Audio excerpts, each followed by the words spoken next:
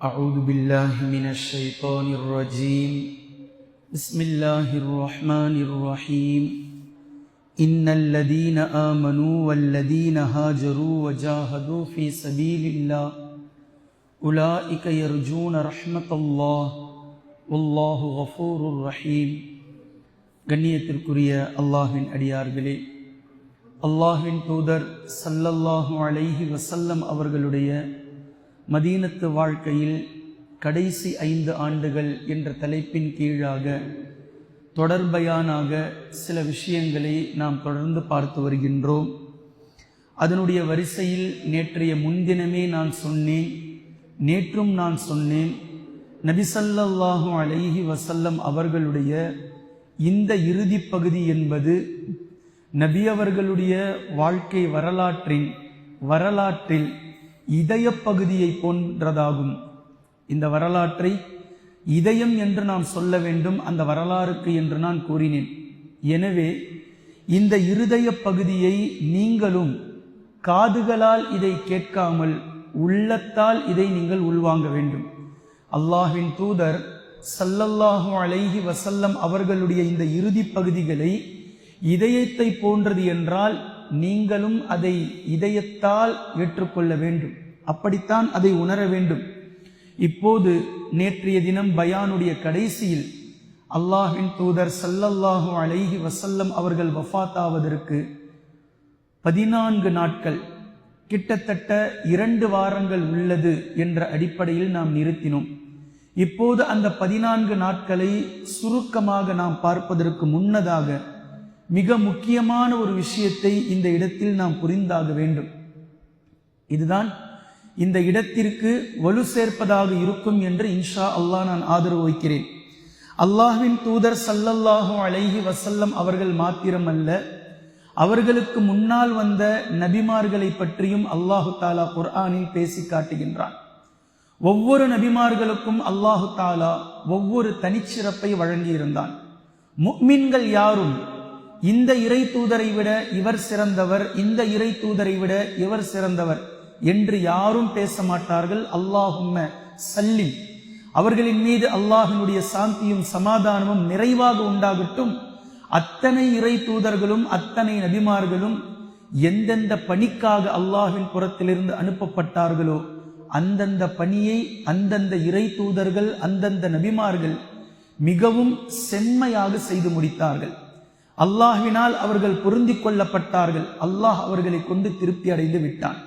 அவர்களுக்கான அந்தஸ்தையும் அவர்களுக்கான கண்ணியத்தையும் அல்லாஹு தாலா இம்மையிலும் மறுமையிலும் பூர்ணமாக வழங்கிவிட்டான். இப்போது அல்லாஹு தாலா குர்ஆனில் பேசக்கூடிய ஒரு சில விஷயத்தை 3 படிகளாக நாம் பார்த்துவிட்டு நபி ஸல்லல்லாஹு அலைஹி வஸல்லம் அவர்களுடைய அந்த இறுதி நாட்களை நாம் பார்க்க இருக்கின்றோம். அல்லாஹு தாலா குர்ஆனில் பேசக்கூடிய ஒரு வசனம், சூரத்துல் அஹ்ஸாபிலும் இதே போன்றது ஒரு வசனத்தை நீங்கள் பார்க்கலாம். சூரத்து ஆலு இம்ரானிலும் நீங்கள் பார்க்கலாம். வஇத் அஹதல்லாஹு மீசாகன் நபியீன, நபிமார்களிடத்தில் அல்லாஹு தாலா உடன்படிக்கை செய்தான். நல்லா கவனிங்க. வஇத் அஹதல்லாஹு மீசாகன் நபியீன, நபிமார்களிடத்தில் அல்லாஹு தாலா உடன்படிக்கை செய்தான்.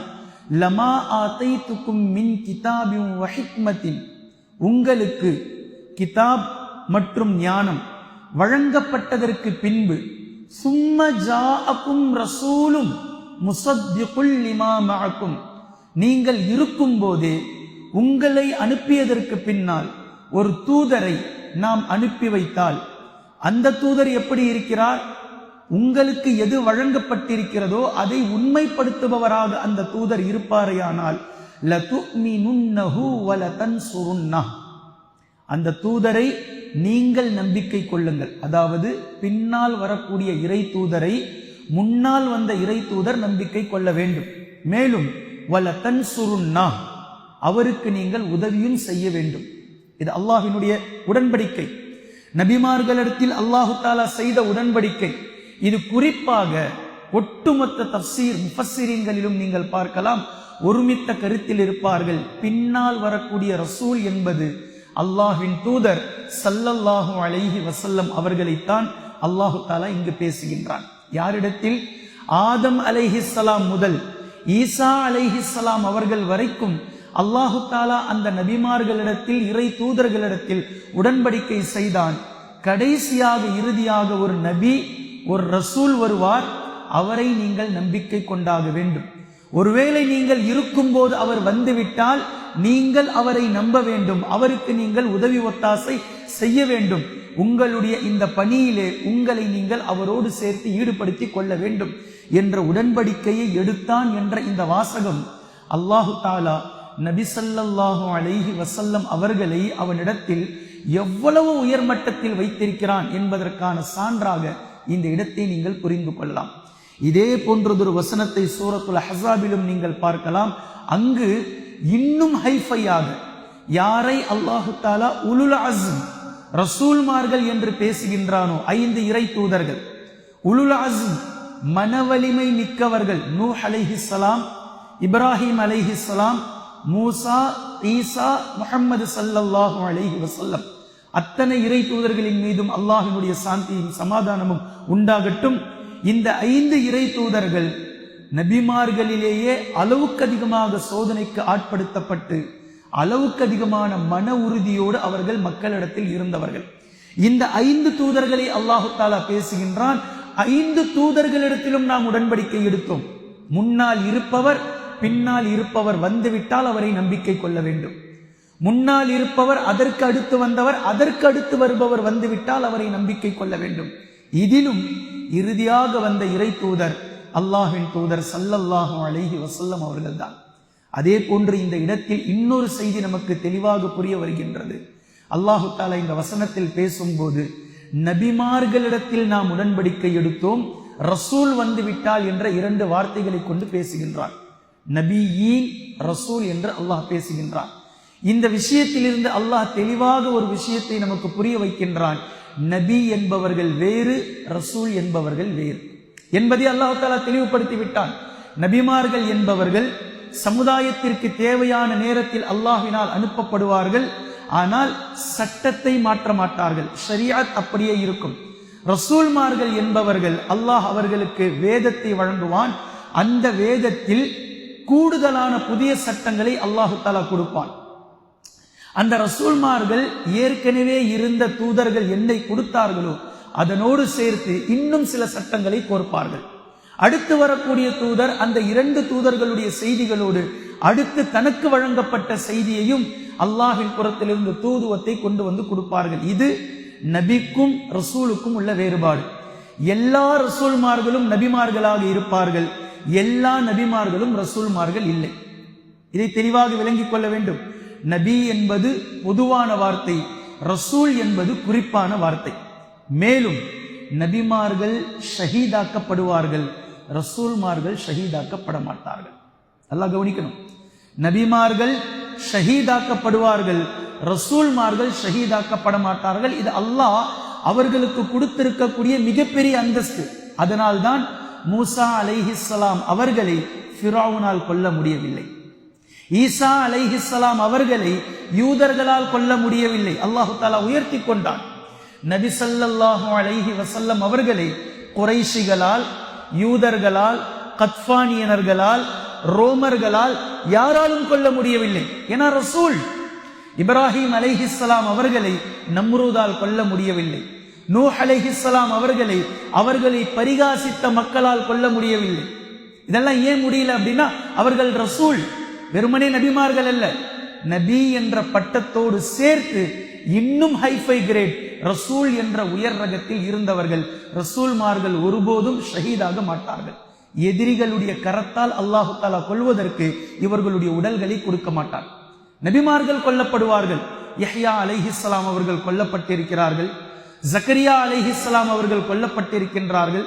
யூதர்களால் பலதரப்பட்ட நபிமார்கள் கொல்லப்பட்டார்கள் என்று குர்ஆன் பேசுகின்றது. வயக்துலூனன் நபியீன பிகைரில் ஹக், உண்மைக்கு புறம்பாக நபிமார்களை இவர்கள் கொன்று விட்டார்கள். வயக்துலூனல் அம்பியா, நபிமார்களை இவர்கள் கொன்று விட்டார்கள் என்று குர்ஆனுடைய வசனங்கள் பேசுகின்றது. இந்த இடத்தை உன்னிப்பாக நாம் கவனிக்க வேண்டும். ஆனால் ரசூல்மார்களுக்கு ஷஹாதத்துடைய அந்தஸ்தை அல்லாஹ் கொடுத்து விடுவான். சொல்றது புரியுதா? எதிரிகளுடைய கரத்தால் இவர்களுடைய உடல் சென்று ஒப்படைக்க அல்லாஹ் ஒத்துக்கொள்ள மாட்டான். ஆனால் ஷஹாதத்துடைய அந்தஸ்தை அல்லாஹு தஆலா கொடுத்து விடுவான். நபி ஸல்லல்லாஹு அலைஹி வஸல்லம் அவர்கள் பேசினார்கள், ஹைபரிலே நான் உண்ட விஷத்தினுடைய உணவு என்னுடைய பிடரி நரம்பை அறுத்து கொண்டிருக்கின்றது, அதனுடைய வேதனையை நான் உணர்கிறேன் என்று சொன்னார்கள். ஷஹாதத்துடைய அந்தஸ்து எல்லா ரசூல்மார்களுக்கும் கொடுக்கப்படும். நபி ஸல்லல்லாஹு அலைஹி வஸல்லம் அவர்கள் ரசூல், அல்லாஹு தஆலா ஷஹாதத்தை கொடுக்க மாட்டான் என்பது தெரிந்திருந்தும் ஷஹாதத்தை நபி அவர்கள் கேட்டுக்கொண்டே இருப்பார்கள். நான் அல்லாஹ்வினுடைய பாதையில் ஷஹீதாக வேண்டும், மீண்டும் எனக்கு அல்லாஹு தஆலா உயிர் கொடுத்து எழுப்ப வேண்டும், மீண்டும் நான் அல்லாஹுடைய பாதையில் ஷஹீதாக வேண்டும், அந்த உயிரும் மீண்டும் அல்லாஹ் எனக்கு உயிர் கொடுத்து அனுப்ப வேண்டும், மீண்டும் அல்லாஹ்வினுடைய பாதையில் நான் ஷஹீதாக வேண்டும் என்று 3 முறை இப்படி சொல்லியதை ஹதீஸிலே நீங்கள் பார்க்கலாம். அல்லாஹ்வின் தூதர் ஸல்லல்லாஹு அலைஹி வஸல்லம் அவர்கள் தான் ஷஹீதாக வேண்டும் என்று துஆவை கேட்டிருக்கிறார்கள். ஹைர். இப்ப பாருங்க, அல்லாஹு தஆலா நபிமார்களிடத்தில் இந்த உடன்படிக்கையை எடுத்திருக்கின்றான்.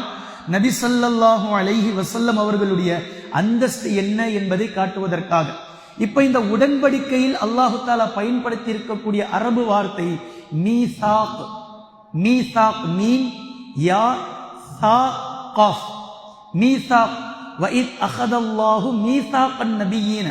இப்ப இந்த மீசாக் என்பதற்கான பொருள் என்ன என்பதை இலக்கண ரீதியாகவும் இலக்கிய ரீதியாகவும் நீங்கள் உள்ளார்ந்து செல்வீர்களேயானால் ஒட்டுமொத்தமான பொருள்களை 4 அர்த்தத்திற்குள் நீங்கள் கொண்டு வரலாம். நம்பர் 1, அல்லாஹ்வினுடைய செய்தியை முழுவதுமாக எடுத்து சொல்ல வேண்டும்.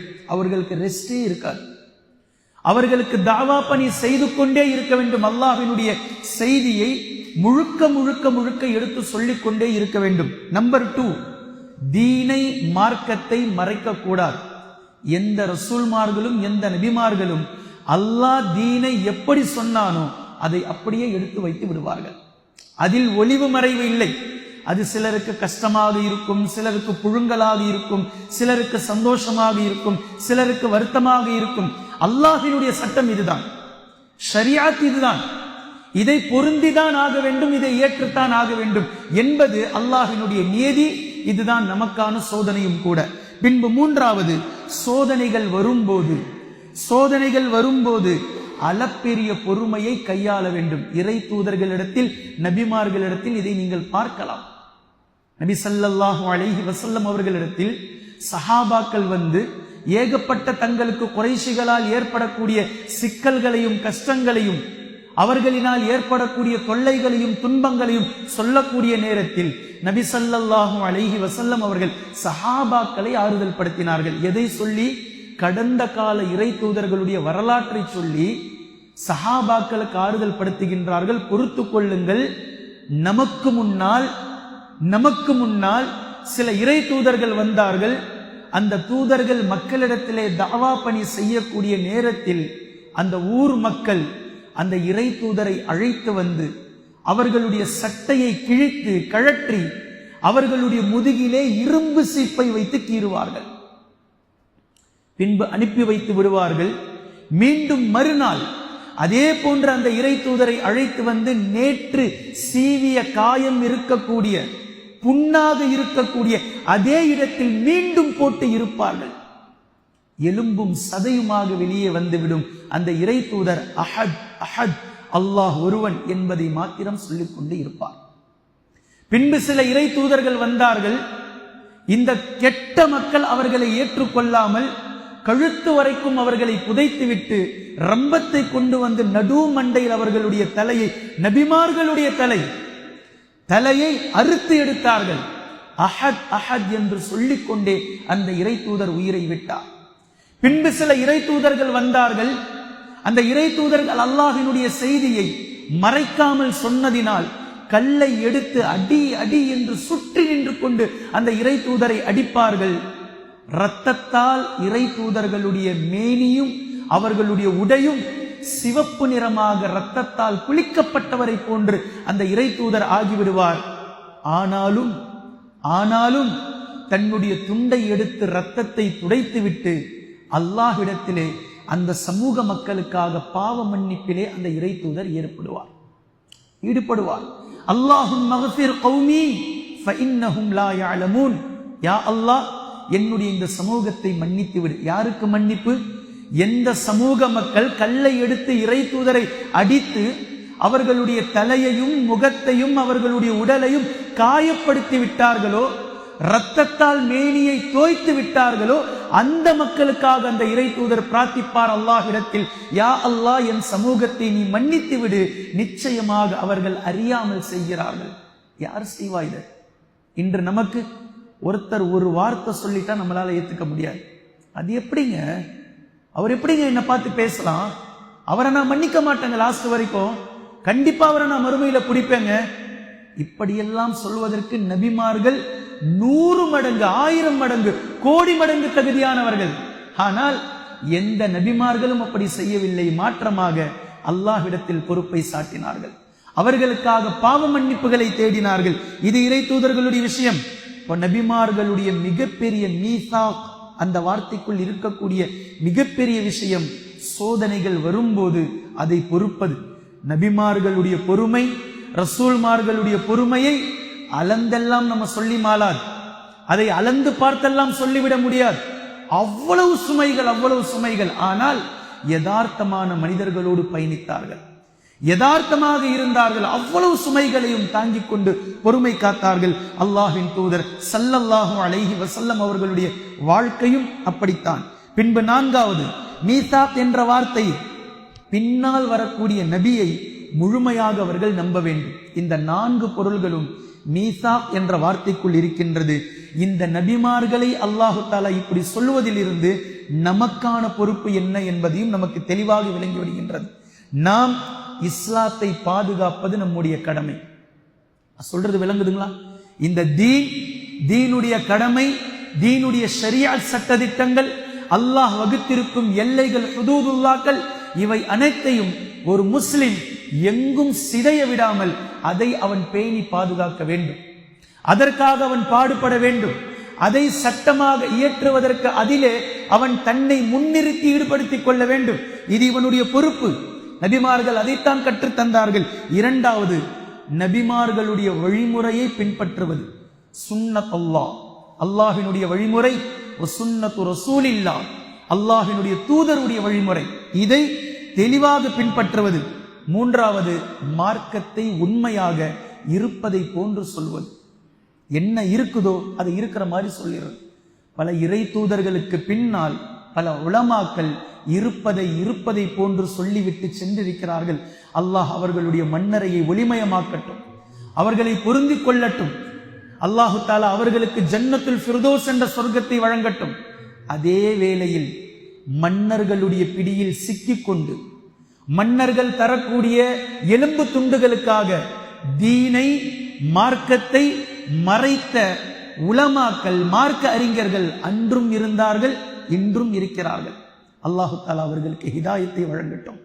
இமாம் அபூ ஹனீஃபா ரஹிமஹுல்லாஹ், இமாம் ஷாஃபிஈ ரஹிமஹுல்லாஹ், இமாம் மாலிக் ரஹிமஹுல்லாஹ், இமாம் அஹ்மத் இப்னு ஹம்பல் ரஹிமஹுல்லாஹ், ஒட்டுமொத்த மிகப்பெரிய இமாம்களும் அன்று வாழ்ந்த மன்னர்களால் ஒடுக்கப்பட்டவர்கள் தான். ஆனால் எந்த இமாமும் மன்னர்களை மதிக்கல. எந்த இமாமும், நீங்க வரலாறை எடுத்து படித்து பாருங்கள். இமாம் அபூ ஹனீஃபா ரஹிமஹுல்லாஹ் அவர்களுடைய வரலாறு, மன்னர்களால் ஒடுக்கப்பட்டார்கள். உங்களுடைய ஒடுக்குமுறைக்காக தீனை என்னால் மாற்றி சொல்ல முடியாது என்று நெஞ்சை நிமிர்த்தி கொண்டு அல்லாஹுக்காக, அல்லாஹ்வுடைய பாதையில் பயணித்தார்கள். அதிலேயே அவர்கள் ஷஹீதுமானார்கள். இமாம் ஷாஃபிஈ ரஹிமஹுல்லாஹ், அதிலேயே அவர்கள் ஷஹீதுமானார்கள்.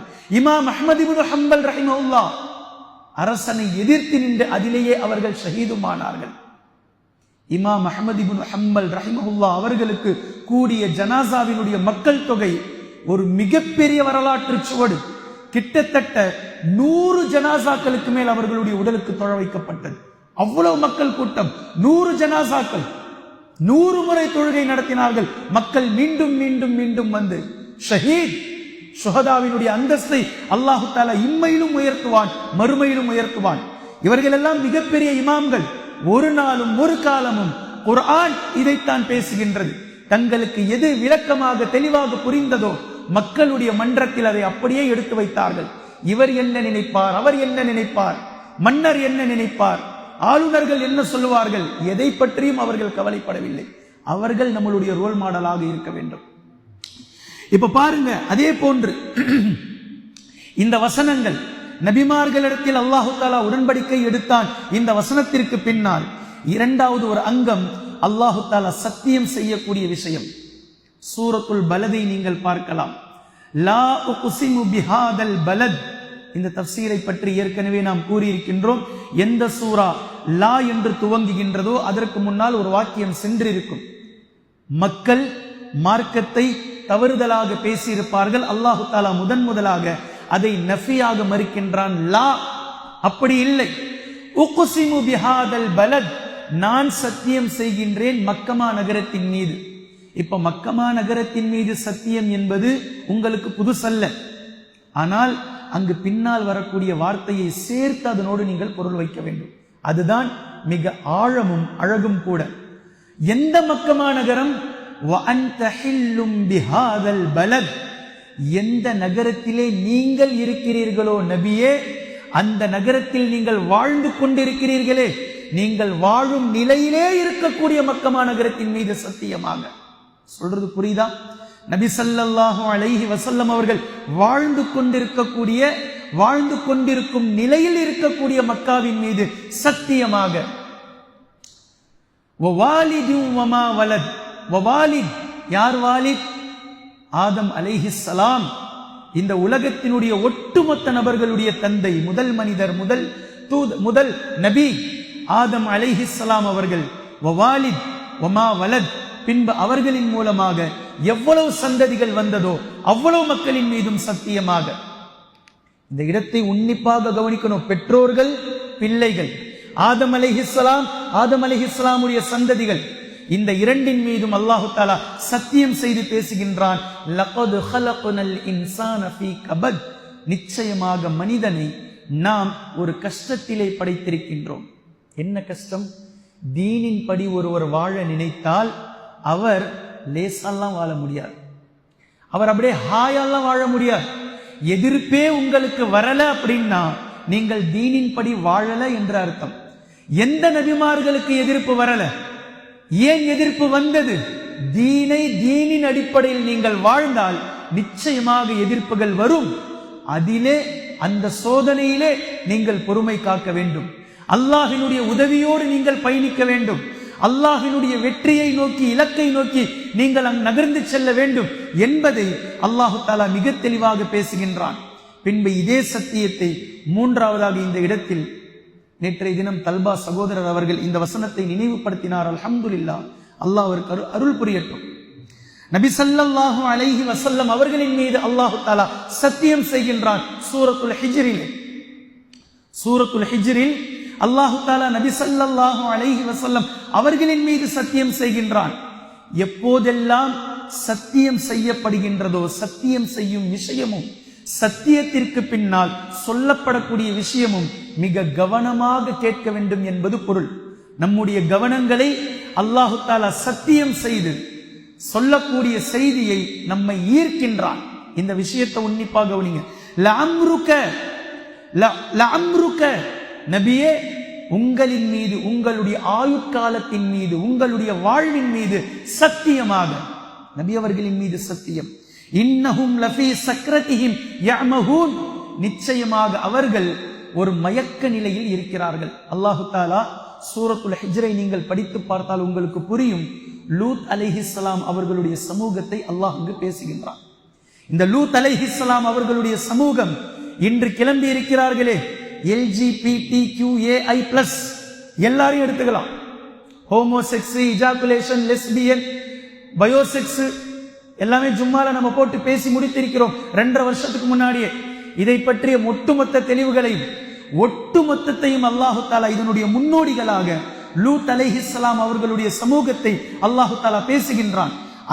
அந்த சப்ஜெக்டை அல்லாஹ் இங்கு பேசிக் கொண்டு வருகின்றான். அந்த மக்கள் மிகப்பெரிய ஒரு மயக்கத்திலே இருக்கிறார்கள். இந்த மயக்கம் மது அருந்துவதினால் வந்த மயக்கம் அல்ல, டயர்ட்ல வந்த மயக்கமும் அல்ல. சக்ரத் என்று அல்லாஹு தஆலா பேசுகின்றான். சக்ரத் என்பது மௌத்தாவதற்கு முன்னால் அல்லாஹு தஆலா ஒரு மயக்க நிலையை கொடுப்பானே, சக்ராத் அப்படின்னு நம்ம சொல்றோம். இன்னலில் மௌத்தி சக்ராத். நபி அவர்கள் சொன்னார்கள், ஒவ்வொரு மௌத்துக்கும் சக்ராத் இருக்கின்றது. சக்ராத்துக்கும் மௌத்துக்கும் 2.5 கலத்தல். அது எப்போது சக்ராத் வருமோ கண்டிப்பாக பின்னாடி மௌத் வரும். யாருக்கு மௌத் வருமோ கண்டிப்பாக முன்னாடி சக்ராத் இருக்கும்.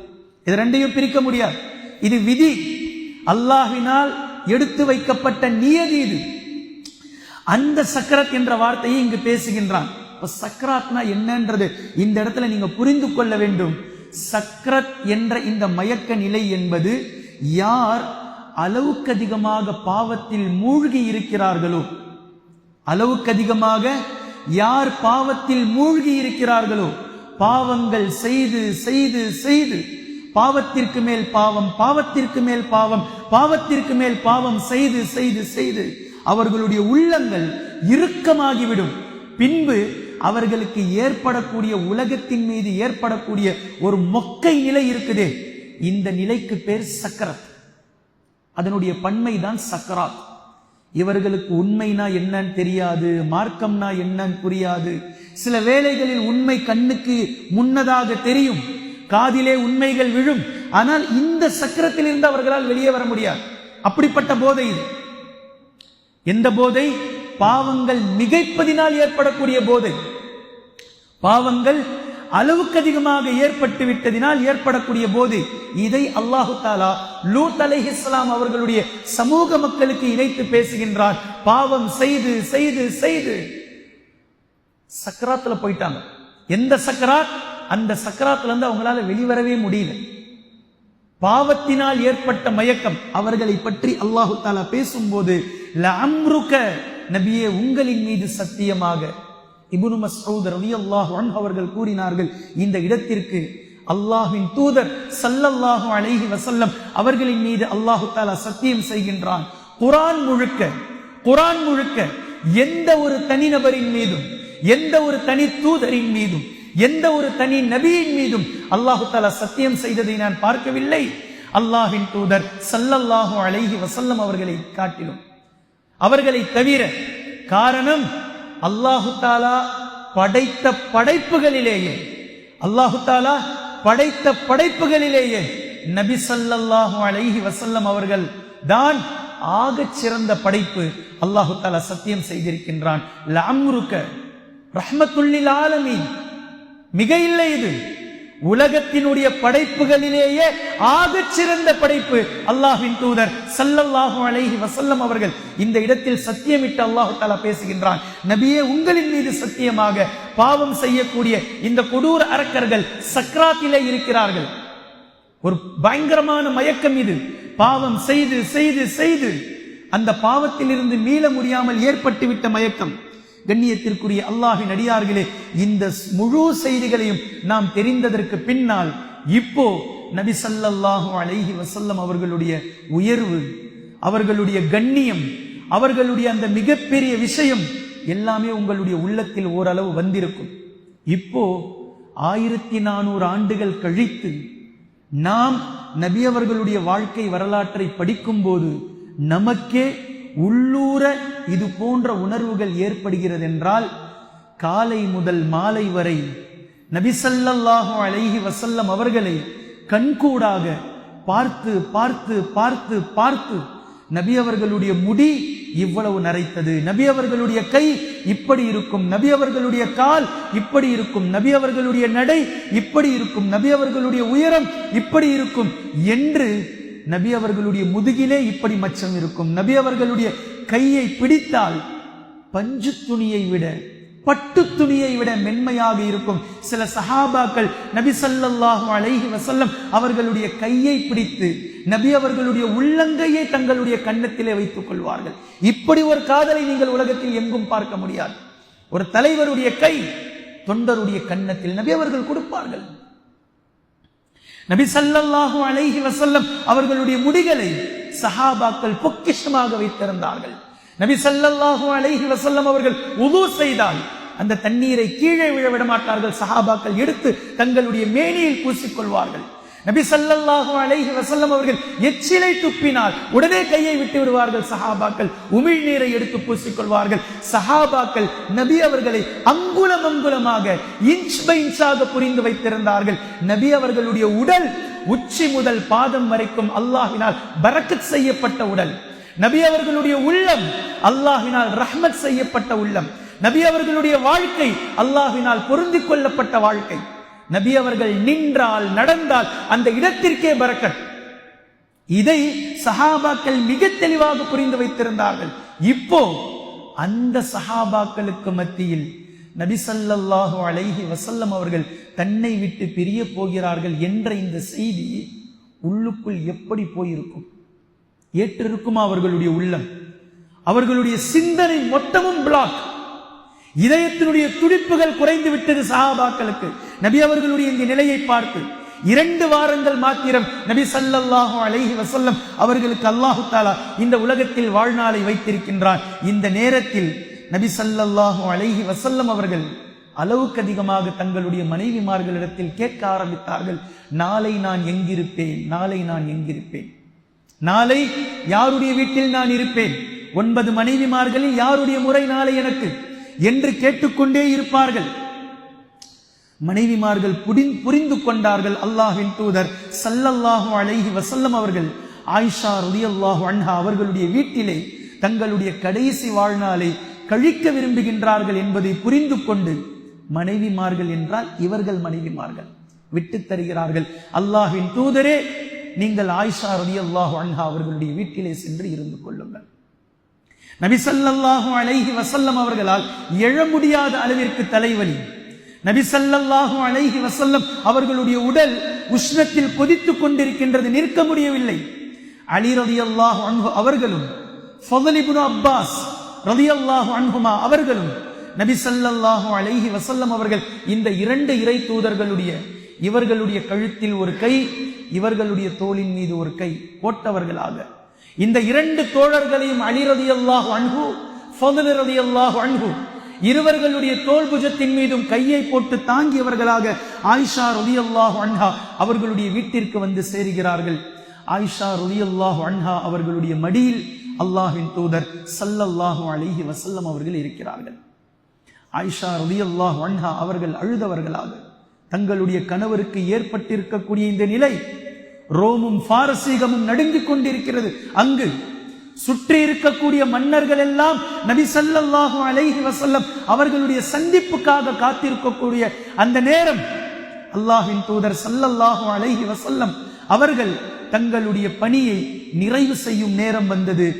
ஆயிஷா ரலியல்லாஹு அன்ஹா அவர்கள் நபி ஸல்லல்லாஹு அலைஹி வஸல்லம் அவர்களிடமிருந்து ருக்கையாவாக எதையெல்லாம் கற்றார்களோ அதை ஓதி, நபி அவர்களுடைய கரத்தை பிடித்தே ஊதி நபி அவர்களுடைய முகத்திலும் மேனியிலும் பூசிக்கொண்டே இருந்தார்கள்.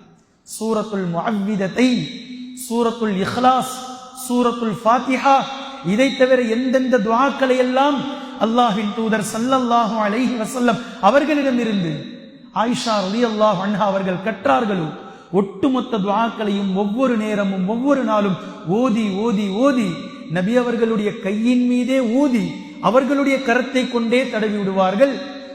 இவர்களுடைய கையில் ஓதி ஊதி தடவாமல் நபி அவர்களுடைய கையிலேயே ஊதி ஊதியதற்கான காரணத்தையும் அவர்களே சொல்கிறார்கள். பரக்கத்தை நாடி. எவ்வளவு தெளிவு பாருங்க. பரக்கத்தை நாடி நபி ஸல்லல்லாஹு அலைஹி வஸல்லம் அவர்களுடைய கரம் இருக்க, நபி அவர்களுடைய கரத்தை விட நம்முடைய கரம் ஒன்றும் இல்லை.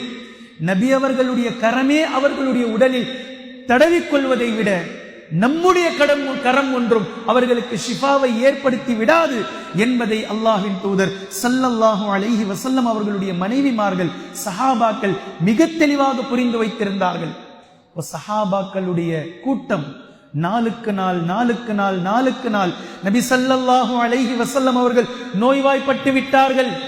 நபி அவர்களுக்கு தலைவலி நாளுக்கு நாள் அதிகரித்துக் கொண்டே இருக்கின்றது.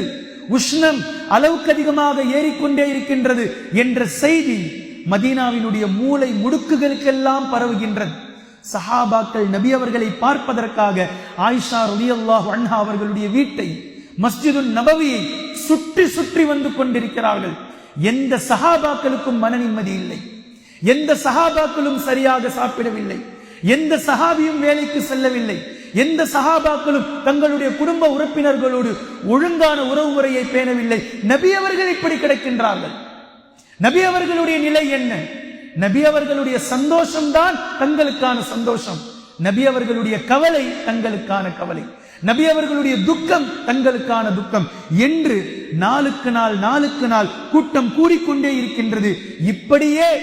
இப்படியே கிட்டத்தட்ட ஒரு 9-8 நாட்கள் கழிந்தது. இப்போது நபி ஸல்லல்லாஹு அலைஹி வஸல்லம் அவர்கள் வஃபாத் ஆவதற்கு 5 நாட்கள் மீதம் இருக்கின்றது. 5 நாட்கள். நபி ஸல்லல்லாஹு அலைஹி வஸல்லம் அவர்கள் வஃபாத் ஆனது திங்கட்கிழமை. புதன்கிழமை 5 நாட்களுக்கு முன்னால் அல்லாஹ்வின் தூதர் ஸல்லல்லாஹு அலைஹி வஸல்லம் அவர்களுடைய உடலுடைய உஷ்ணம் மிக அதிகமானது, தலைவலி அளவுக்கு அதிகமாக ஆனது. மறுபடி மீண்டும் மயக்கமடைந்து விழுந்து கொண்டே இருந்தார்கள்.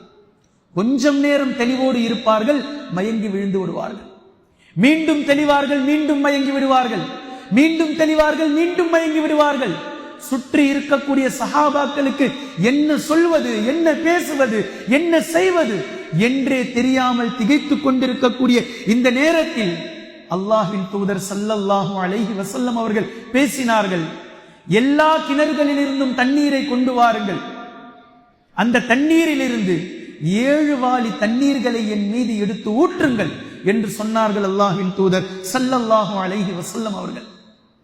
7 வாளி தண்ணீரை சஹாபாக்கள் அல்லாஹ்வின் தூதர் ஸல்லல்லாஹு அலைஹி வஸல்லம் அவர்களுடைய உச்சியில் ஊற்றியதற்கு பின்னால் நபி ஸல்லல்லாஹு அலைஹி வஸல்லம் அவர்கள் ஒரு துணியை எடுத்து தன்னுடைய தலையை இறுக்கமாக கட்டிக்கொண்டு ஒரு போர்வையை எடுத்து தங்களுடைய தோளின் மீது போட்டு போர்த்திக் கொண்டு மஸ்ஜிதுன் நபவிக்கு வந்தார்கள். மஸ்ஜிதுன் நபவிக்கு வந்து மிம்பரின் மீது ஏறி அமர்ந்தார்கள். இதுதான் நபி ஸல்லல்லாஹு அலைஹி வஸல்லம் அவர்களுடைய கடைசி சபை, லாஸ்ட் சபை. இதுதான் புதன்கிழமை 5 நாட்களுக்கு முன்னால் நபி ஸல்லல்லாஹு அலைஹி வஸல்லம் அவர்கள் மிம்பரின் மீது ஏறி அமர்ந்து கொண்டு சஹாபாக்களை அழைத்தார்கள். மக்களே, என்னிடத்தில் வாருங்கள். மக்கள் ஓடோடி வருகிறார்கள். நபி அவர்களை இந்த நிலையில் இதுவரைக்கும் பார்த்ததில்லை. 22 ஆண்டுகள் நிறைவடைந்து விட்டது. இப்படி ஒரு நிலை எந்த சஹாபியும் நபி அவர்களை பார்த்ததில்லை. சஹாபாக்கள் ஓடோடி வருகிறார்கள். வந்தவுடன் நபி ஸல்லல்லாஹு அலைஹி வஸல்லம் அவர்கள் சொன்ன முதல் வார்த்தை, யூதர்களையும் நஸ்ரானிகளையும், யூதர்களையும் கிறிஸ்தவர்களையும் அல்லாஹ் தஆலா சபித்து விட்டான், அவர்களை இந்த மண்ணில் இருந்து வெளியேற்றி விடுங்கள். 5 நாட்களுக்கு முன்னால் சொல்லப்படக்கூடிய கடைசி சபையின் முதல் வரி. அல்லாஹ் நோட் பண்ணிக்கோங்க, எவ்வளவு தெளிவாக நபி ஸல்லல்லாஹு அலைஹி வஸல்லம் அவர்கள் நபித்துவத்தை, ரிசாலத்தை, தன்னுடைய ஆன்மீக அரசியலை எடுத்து வைக்கிறார்கள் என்று பாருங்கள். யூதர்களையும் நஸ்ரானிகளையும் அல்லாஹ் தஆலா சபித்து விட்டான், அவர்களை இந்த இடத்திலிருந்து வெளியேற்றுங்கள் என்பதை கொண்டு உபதேசம் செய்தவர்களாக இருந்தார்கள். பின்பு நபி ஸல்லல்லாஹு அலைஹி வஸல்லம் அவர்கள் மக்களிடத்தில் பேசிய வார்த்தை இருக்கிறது, சுப்ஹானல்லாஹ், என்னை யாரேனும் பழி தீர்க்க நாடினால் பழி தீர்த்துக் கொள்ளுங்கள். யார் சொல்லுவா? எந்த தலைவர் பேசுவார் இது போன்று? என்னை உங்களில் யாரேனும் பழி தீர்த்துக் கொள்ள நாடினால் பழி தீர்த்துக் கொள்ளுங்கள். உங்களுடைய முதுகிலே நான் அடித்திருந்தால் இதோ என்னுடைய முதுகு உங்களுக்கு முன்னால், என்னை அடித்துக் கொள்ளுங்கள். நபி அவர்கள் பேசுறாங்க. உங்களுடைய உள்ளம், உங்களுடைய மனம் புண்படும்படி நான் பேசியிருந்தால் இதோ முஹம்மது ஆகிய நான் உங்களுக்கு முன்னால் வந்திருக்கிறேன், அதே போன்று நீங்கள் என்னை பேசிக் கொள்ளுங்கள். இதை மீண்டும் மீண்டும் சொன்னார்கள். திரும்ப திரும்ப நபி அவர்கள் சொன்னார்கள், என்னை பழி தீர்த்துக் கொள்ளுங்கள், பழி தீர்த்துக் கொள்ளுங்கள், பழி தீர்த்துக் கொள்ளுங்கள் என்று அல்லாஹ்வின் தூதர் ஸல்லல்லாஹு அலைஹி வஸல்லம் அவர்கள் கூறினார்கள். சில அறிவிப்புகளின்படி சாட்டையை எடுத்து போட்டார்கள் நபி அவர்கள். சாட்டை, அடிக்கக்கூடிய, ஹத்தடிக்கக்கூடிய சாட்டை எடுத்து போட்டு சொன்னார்கள், முஹம்மது ஆகிய நான் இன்று உங்களுக்கு முன்னால் தோன்றியிருக்கிறேன், என்னை நீங்கள் பழி தீர்த்துக் கொள்ளுங்கள். இப்படியே சொல்லிக் கொண்டிருந்தார்கள். லுஹருடைய நேரம் வந்தது, அனுமதி கேட்கப்பட்டு லுஹருடைய பாங்கு சொல்லப்பட்டது. அல்லாஹ்வின் தூதர் ஸல்லல்லாஹு அலைஹி வஸல்லம் அவர்கள் லுஹரை தொழ வைத்தார்கள். தொழுகை முடிந்ததும் மீண்டும் மிம்பரில் ஏறி அமர்ந்தார்கள். மீண்டும் இதையே சொன்னார்கள். மறுபடியும் காலையில் நிகழ்த்திய அதே உரை, முஹம்மதை பழி தீர்த்துக் கொள்ளுங்கள், முஹம்மதை பழி தீர்த்துக் கொள்ளுங்கள் என்பதையே மீண்டும் மீண்டும் அல்லாஹ்வின் தூதர் ஸல்லல்லாஹு அலைஹி வஸல்லம் அவர்கள் கூறினார்கள். பின்பு நபி அவர்கள் சொன்னார்கள், அன்சாரிகளை பற்றி நான் உங்களுக்கு சிறப்பாக சொல்கின்றேன். அன்சாரிகள் என்னுடைய ஈரலும் இதயமும் ஆவார்கள். யாருக்கு பயன்படுத்திய வார்த்தை நபி அவர்கள் இது? அவர்களுடைய மகள் ஃபாத்திமா ரலியல்லாஹு அன்ஹா அவர்களுக்கு பயன்படுத்திய வார்த்தை. அன்சாரிகள் என்னுடைய ஈரலும் இதயமும் ஆவார்கள். உண்மையில் அன்சாரிகள் தங்களுடைய கடமைகளை நிறைவேற்றி விட்டார்கள். ஆனால் அவர்களுக்கு நாம் செய்ய வேண்டியது, அவர்களுக்கான சலுகைகளும் அவர்களுக்கான உரிமைகளும் மீதம் இருக்கின்றது. அப்படின்னா என்ன பொருள்? அன்சாரிகள் எவ்வளவு இந்த தீனுக்காக, மார்க்கத்திற்காக தங்களுடைய பொருளாதாரத்தையும் தங்களுடைய தியாகங்களையும் தங்களுடைய உயிரையும் அர்ப்பணித்து இருக்கிறார்களோ, இதற்கான பூர்ணத்துவத்தை அல்லாஹு தஆலா இங்கு வழங்கல, நாளை மறுமை நாளையில் கொடுப்பான் என்பதை சுப செய்தி சொல்லிவிட்டார்கள். அவர்களுக்கான சலுகைகளும் உரிமைகளும் மீதம் இருக்கின்றது. பின்பு நபி அவர்கள் சொன்னார்கள், அன்சாரிகளில் நல்லவர்களுடைய செயல்களை நீங்கள் ஏற்றுக்கொள்ளுங்கள், அவர்களில் தவறு இழைப்பவர்களை நீங்கள் மன்னித்து விடுங்கள். நாளை உங்களில் யாரேனும் நன்மையை ஏவுவதற்கும் தீமையை தடுப்பதற்குமான அதிகாரத்தில் நீங்கள் வந்தால், அன்சாரிகளிலே நல்லவர்களுடைய செயலை ஏற்றுக்கொள்ளுங்கள், அவர்கள் செய்யக்கூடிய தவறுகளை மன்னித்து விடுங்கள். அன்சாரிகளுக்காக நபி அவர்கள் பேசுகிறார்கள். பாருங்கள், இங்கேயே ஷஃபாத் உறுதியாக்கப்பட்டு விட்டது. நபி ஸல்லல்லாஹு அலைஹி வஸல்லம் அவர்களுடைய சிபாரிஸ், ஷஃபாத் நாளை மறுமை நாளில் கிடைக்குமா என்று ஏங்கக்கூடிய ஒட்டுமொத்த சமூகத்திற்கு முன்னாலும் உலகத்திலேயே அன்சாரிகளுக்காக நபி ஸல்லல்லாஹு அலைஹி வஸல்லம் அவர்களுடைய இந்த ரெக்கமெண்டேஷன், சிபாரிஸ், ஷஃபாத் உறுதி செய்யப்படுவதை நீங்கள் பார்க்கலாம். பின்பு நபி ஸல்லல்லாஹு அலைஹி வஸல்லம் அவர்கள் கூறினார்கள், உணவிலே உப்பு குறைவாக இருப்பதை போன்று, உணவிலே உப்பு குறைவாக இருப்பதை போன்று அன்சாரிகள் குறைந்து கொண்டே சென்று விடுவார்கள். நல்லவர்கள் எப்போதும் இருக்க மாட்டார்கள். நல்லவர்களை அல்லாஹு தஆலா அழைத்துக் கொள்வான் மிக சீக்கிரமாக. இதை நபி ஸல்லல்லாஹு அலைஹி வஸல்லம் அவர்கள் கூறுகிறார்கள். பின்பு நபி ஸல்லல்லாஹு அலைஹி வஸல்லம் அவர்கள் அன்சாரிகளுடைய இந்த செய்திக்கு பின்னால் பேசினார்கள், அல்லாஹ் ஒரு அடியானிடத்தில் உங்களுக்கு இம்மை வேண்டுமா மறுமை வேண்டுமா என்று கேட்டான். அல்லாஹ் ஒரு அடியானிடத்தில் உங்களுக்கு இம்மை வேண்டுமா மறுமை வேண்டுமா என்று கேட்டான். அந்த அடியார் மறுமையை தேர்வு செய்து கொண்டார் என்று இந்த சொன்னதும் அபூபக்கர் சித்தீக் ரலியல்லாஹு அன்ஹு அவர்கள் அழ ஆரம்பித்து விட்டார்கள். தேம்பி தேம்பி அழ ஆரம்பித்து விட்டார்கள். சபையில் இருந்த இளைஞர்கள், வாலிபர்கள், இந்த வயோதிகருக்கு என்ன ஆனது? நபி அவர்கள் அல்லாஹ் ஒரு அடியானுக்கு இம்மை வேண்டுமா மறுமை வேண்டுமா என்று கேட்டான், அவர் மறுமையை தேர்வு செய்து கொண்டார் என்றுதானே நபி அவர்கள் கூறினார்கள், இதற்கு ஏன் இவர் அழுகிறார் என்று அவர்கள் புரியாமல் பேசினார்கள். அபூபக்கர் சித்தீக் ரலியல்லாஹு அன்ஹு அவர்கள் மிக தெளிவாக புரிந்து கொண்டார்கள், அந்த அடியார் நபி அவர்கள் தான். இம்மை வேண்டுமா மறுமை வேண்டுமா என்பதில் மறுமையை தேர்வு செய்தது நபி ஸல்லல்லாஹு அலைஹி வஸல்லம் அவர்கள். அல்லாஹ் நபி அவர்களிடத்தில் அனுமதி கேட்டான், நபி அவர்கள் என்னை அழைத்துக்கொள் என்ற பதிலை கொடுத்து விட்டார்கள் என்பதை அபூபக்கர் சித்தீக் ரலியல்லாஹு அன்ஹு அவர்கள் மிக தெளிவாக இங்கு புரிந்து கொண்டார்கள்.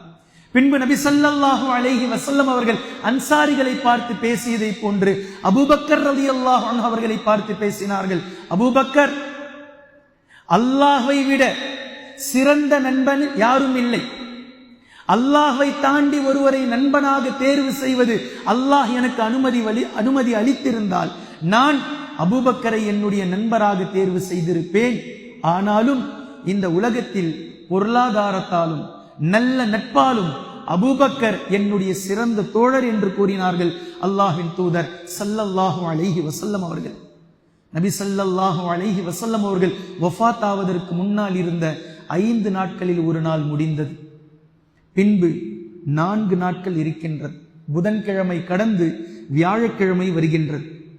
வியாழக்கிழமை காலை வந்ததும் அல்லாஹ்வின் தூதர் ஸல்லல்லாஹு அலைஹி வஸல்லம் அவர்கள் மக்களை அழைத்தார்கள். மக்களே, என்னிடத்தில் வாருங்கள், சில விஷயங்களை உங்களுக்கு நான் எழுதி தருகின்றேன், இதை நீங்கள் பத்திரமாக வைத்துக் கொண்டால் நீங்கள் வழி தவற மாட்டீர்கள் என்று கூறினார்கள். பல சஹாபாக்கள் நபி அவர்களிடத்திலே சென்றார்கள், சில சஹாபாக்கள் செல்லவில்லை, வீட்டிலே இருந்து கொண்டார்கள். அப்படி வீட்டில் இருந்தவர்களில் ஒருவர் உமர் இப்னுல் ஹத்தாப் ரலியல்லாஹு அன்ஹு அவர்கள். அப்போது சென்ற சஹாபாக்களுக்கும் செல்லாத சஹாபாக்களுக்கும் இடையில் பேச்சுவார்த்தை நடந்தது. செல்லாத சஹாபாக்கள் கூறினார்கள், குர்ஆன் தான் இருக்கின்றதே, இதை தாண்டி வேறு எதையும் நீங்கள் எழுத வேண்டாம், இதுவே உங்களுக்கான ஹிதாயத், நேர்வழி என்று கூறினார்கள்.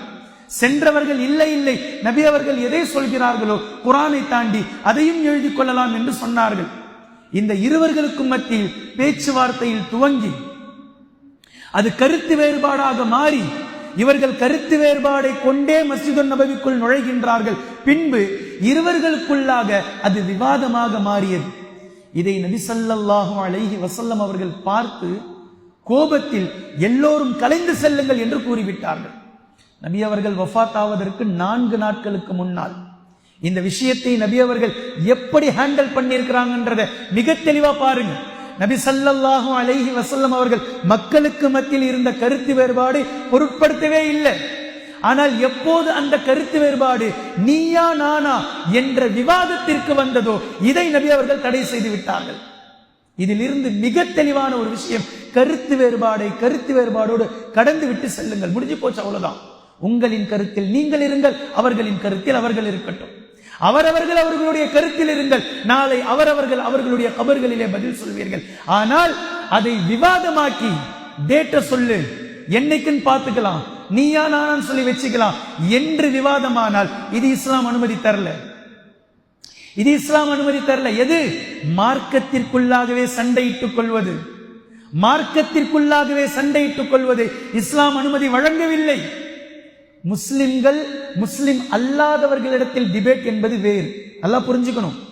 முஸ்லிம்களுக்கு மத்தியில் விவாதங்களை வைப்பது என்பது மிகப்பெரிய அபத்தம், மிகப்பெரிய அபாயம். இது முஸ்லிம் சமூகம் துண்டாக செல்வதற்கான மிகப்பெரிய வடிகால். இதை நபி ஸல்லல்லாஹு அலைஹி வஸல்லம் அவர்கள் அனுமதிக்கவில்லை என்பதனுடைய சீரிய கருத்து. நபி அவர்கள் கோபப்பட்டு அத்தனை நபர்களையும் எழுந்து செல்லுங்கள் என்று கூறிவிட்டார்கள். பின்பு நபி ஸல்லல்லாஹு அலைஹி வஸல்லம் அவர்கள் மீண்டும் சபை கூடியதும் சொன்ன முதல் வார்த்தை, யூதர்கள் கிறிஸ்துவர்கள் முஷ்ரிக்குகளை இந்த மண்ணை விட்டு வெளியேற்றுங்கள். இணை வைப்பாளர்கள் யூதர்கள் கிறிஸ்துவர்களை இந்த மண்ணை விட்டு வெளியேற்றுங்கள். மேலும் இங்கு விருந்தாளிகளாக வருபவர்களிடத்தில் நான் எப்படி உபசரித்து அவர்களிடத்தில் நல்ல முறையில் நடந்து கொள்கின்றேனோ இதே போன்று நீங்களும் அவர்களோடு நல்ல முறையில் நடந்து கொள்ளுங்கள். பின்பு 3 விஷயங்களில் எது நபி அவர்கள் சொன்னார்கள் என்று அறிவிப்பாளர் மறந்துவிட்டார். அந்த 3 விஷயங்களையும் அவர் சொல்கின்றார். குர்ஆன் ஹதீஸை பற்றி பிடித்துக் கொள்ளுங்கள், நீங்கள் வழி தவற மாட்டீர்கள். மேலும் உசாமாவின் படை சென்றிருக்கிறது, அதை அனுப்பி வைத்து விடுங்கள் ரோமுக்கு. 3வது, தொழுகையை பேணிக் கொள்ளுங்கள், தொழுகையை பேணிக் கொள்ளுங்கள் நல்ல முறையில். மேலும் நீங்கள் யாரை அல்லாஹ்வினுடைய அனுமதியோடு உரிமையாக்கி இருக்கிறீர்களோ அவர்களிடத்தில் நல்ல முறையில் நடந்து கொள்ளுங்கள். உங்களுடைய மனைவிமார்கள், உங்களுடைய பிள்ளைகள், உங்களுடைய உற்றார் உறவினர்கள், உங்களுடைய அண்டை வீட்டார்கள், யாரை நீங்கள் உரிமையாக்கி இருக்கின்றீர்களோ ஒட்டுமொத்த நபர்களிடத்திலும் நல்ல முறையில் நடந்து கொள்ளுங்கள் என்று கூறினார்கள். வியாழக்கிழமை மக்ரிபுடைய நேரம் வந்தது.